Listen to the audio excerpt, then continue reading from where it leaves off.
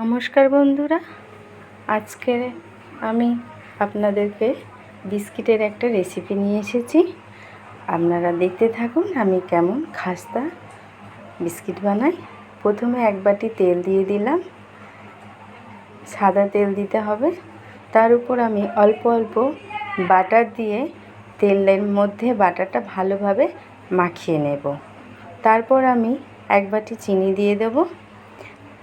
Biscuit বানানোর জন্য যত পরিমাণে আপনি ময়দা নেবেন ততটাই চিনি, ততটাই তেল লাগবে।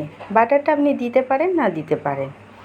তো এরপর আমি চিনিটা ভালোভাবে মেখে ময়দার মধ্যে আমি অল্প লবণ দিয়ে দিয়েছিলাম। সেই ময়দাটা আমি এখন অল্প অল্প করে দিয়ে মাখতে থাকবো। তারপর আমি উপর থেকে বেকিং পাউডার দিয়ে দেব, দিয়ে আবারও ভালো করে মেখে নেব। মাখার পরে একটা সুন্দর আমি ডো বানাবো।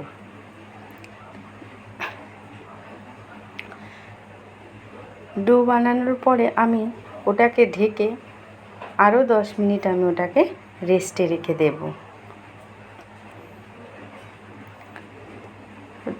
ডো বানানো তো আমার রেডি। এখন আমি এটাকে ঢেকে রাখছি। 10 মিনিট পরে ফিরে আসছি। 10 মিনিট হয়ে গেছে বন্ধুরা। এখন আমি আপনাদেরকে বিস্কুটের শেপ করে দেখাবো। আমি তো লম্বা করে বিস্কুটের শেপ বানাচ্ছি বন্ধুরা, আপনারা গোলও বানাতে পারেন।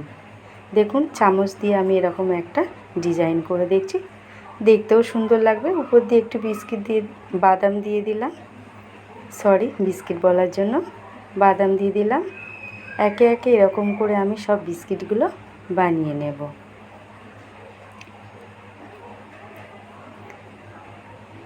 এখন আমার সব বিস্কিটগুলো রেডি। এখন আমি এই বিস্কিটগুলো বানানোর জন্য আমি এখন একটা থালার মধ্যে অল্প পরিমাণে সাদা তেল দেব, দিয়ে উপর থেকে ভালো করে ময়দা দেব। ময়দাটা দেওয়ার জন্য বিস্কিটের গায়ে পুড়ে যাবে না, বিস্কিটটা খুব সুন্দরভাবে তৈরি হবে। তো একে একে এর উপরে এখন আমি একে একে আমি থালার মধ্যে বিস্কিটগুলো সাজিয়ে নিচ্ছি।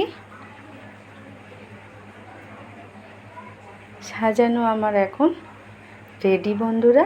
এখন আমি একটা কড়ার মধ্যে অল্প বালি দিয়েছি, বালির উপর একটা স্ট্যান্ড বসিয়ে আমি থালাটা বসিয়ে দিয়েছিলাম।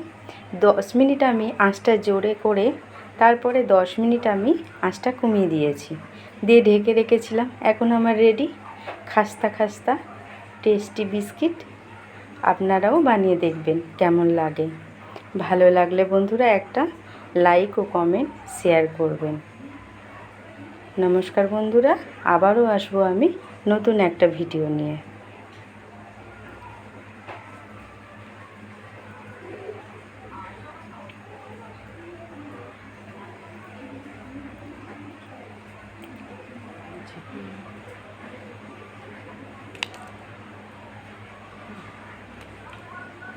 আরও একটা ভালো